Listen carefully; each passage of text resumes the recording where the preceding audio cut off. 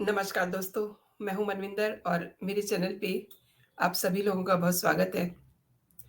दोस्तों, भारतीय महिला को अगर अर्थी पर सुहागिन बना करके विदा किया जाए, तो माना जाता है कि वो सुहागन है, ज़ाहिर है शादीशुदा है। लेकिन ज़िंदगी में कुछ ऐसा होता है कि शादी तो हुई नहीं है, लेकिन अर्थी पर वो सुहागन जा रही है। मैं आपको ये क्यों कह रही हूँ? ये राज़ मैं आपको बताने वाली हूँ। आप मेरे साथ पूरी वीडियो में बने रहिए। पूरी वीडियो देखिए और जो दर्शक मुझे पहली बार देख रहे हैं ना, वो मुझे सब्सक्राइब कर सकते हैं ताकि मैं उनके साथ अच्छी-अच्छी वीडियो सबसे पहले शेयर कर सकूँ। तो दोस्तों, आज मैं बात कर रही हूँ दिव्या की। दिव्या जो कभी भी हीरोइन नहीं बनना चाह रही थी, लेकिन बचपन में क्या होता है ना, हम लोग स्कूल से बचने के लिए कई बहाने करते हैं। तो दिव्या ने बहाना किया कि वो एक्टिंग करेगी। इस तरीके से दिव्या की एंट्री होती है। एंट्री क्या होती है, उसने धमाल ही मचा दिया। महज़ 2 साल के करियर में उसने 12 फ़िल्में कर डाली और उस दौरान हर हीरोइन लगभग उनसे जेलस कर रही थी क्योंकि उन्होंने उन उस दौर की हीरोइन्स को साइडलाइन कर दिया था। लेकिन ये सितारा जितनी तेज़ी से चमका, उतनी तेज़ी से ही अस्त भी हो गया। दिव्या, यानी कि दिव्या भारती, बचपन में एक चॉकलेट खाने वाली लड़की, फ्रॉक पहनने वाली लड़की, बहुत नाज़ुक-सी थी, बहुत प्यारी-सी थी। और जब वो नहीं रहती, तो उसकी माँ अक्सर उसके जन्मदिन को सेलिब्रेट करती, बच्चों में चॉकलेट दे कर के। और दिव्या की माँ इस तरीके से उनको याद करती थी और कहती थी कि दिव्या बेहद चुलबुली थी और अपने भाई छोटे कुणाल को सबसे ज़्यादा पसंद करती थी। और दिव्या ये भी कहती थी कि जो कुछ है मेरा भाई है। अब दिव्या चूँकि बड़ी हो रही थी, फ़िल्मों में उसको काम मिल रहा था, पहचान मिल रही थी। दिव्या का करियर जितनी तेज़ी से ऊपर चढ़ रहा है, उतनी तेज़ी से वो एकदम से नीचे उतरता है। उस पर इश्क का खुमार भी चढ़ा। शूटिंग के दौरान वो डायरेक्टर साजिद नाडियावाला के संपर्क में आती है और दोनों में गुपचुप तरीके से 10 मई को 10 मई 1992 के दिन उनकी शादी होती है। और ये भी कहा जाता है कि उस दौरान दिव्या ने इस्लाम कबूल कर लिया था।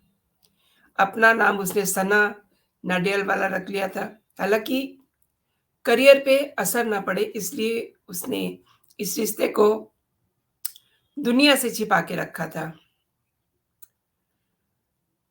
1993 में साजिद ने दिव्या के लिए मुंबई में वर्सोवा इलाके में, वर्सोवा एक बहुत खूबसूरत इलाका है, उस इलाके में साजिद ने दिव्या के लिए 5वीं मंजिल पर एक फ्लैट लिया। लेकिन इन दिनों दोनों फ्लैट जो है किसी के नाम पर भी नहीं था।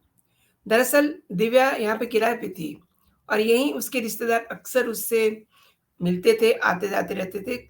ज़िंदगी बेहद खूबसूरत अंदाज़ से गुज़र रही थी। अचानक ये हादसा होता है।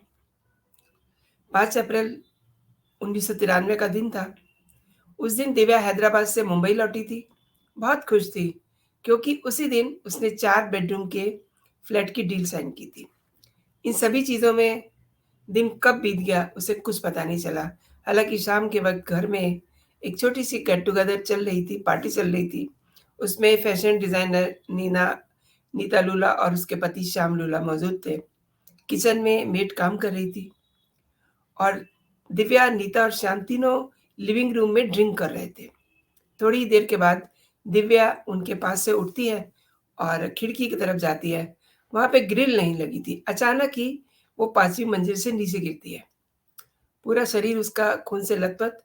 5वीं मंजिल बहुत ज़्यादा ऊँचाई होती है और उसी समय मुंबई के कूपर हॉस्पिटल में उसको ले जाया जाता है। कुछ ही देर में वहाँ उसने दम तोड़ दिया।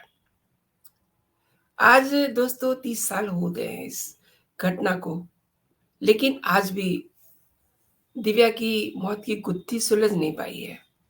या तो ये गुत्थी है ही नहीं, अचानक से वो स्लिप होती है, या फिर इसमें कोई राज है। शुरुआत में तो इस मामले में सीधे तौर पे साजिद को लपेटा गया था, उस पे आरोप लगाए गए थे, लेकिन कभी कुछ साबित नहीं हुआ। दिव्या उस दिन किसी हादसे का शिकार हुई या किसी साजिश का, ये भी आज तक पता नहीं है। हाँ, ये ज़रूर है कि दिव्या जिस दिन ने दुनिया को अलविदा किया उसने, उस दिन वो सुहागन के जोड़े में घर से विदा हुई थी। तो मैंने दोस्तों शुरुआत में ही कहा था कि अ, जो शादीशुदा महिलाएँ होती हैं, जिनके पति ज़िंदा होते हैं, उन्हीं को सुहागन के जोड़े में विदा किया जाता है। तो आज 25 फरवरी है। 25 फरवरी के दिन ही 1974 में दिव्या जन्मी थी और वो हीरोइन नहीं बनना चाहती थी, लेकिन वो हीरोइन बन गई, क्योंकि उसे बहुत छोटे से पीरियड में बहुत कुछ करना था और उसके बाद उसको चले जाना था। तो ये थी दोस्तों छोटी-सी स्टोरी दिव्या की, दिव्या भारती की, वो कैसे आती है फ़िल्म इंडस्ट्री में और कैसे वो चली जाती है। आपको ये मेरा कंटेंट कैसा लगा? आप मुझे मेरे कमेंट सेक्शन में ज़रूर कमेंट करके बताइए। फिलहाल इतना ही दोस्तों, आप अपना और अपनों का ख़्याल रखिए। जय हिंद, जय भारत।